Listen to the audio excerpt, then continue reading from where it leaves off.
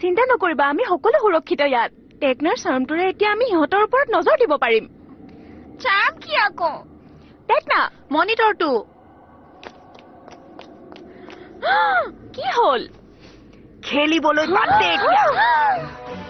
নিজৰ চকুক এটা ব্যৱহাৰ কৰিছা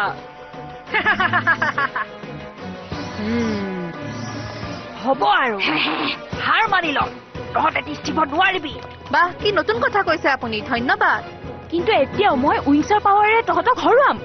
তুমি সাজুনে ব্লুম ট্ৰেন্সফাৰ মেজিক উইংছ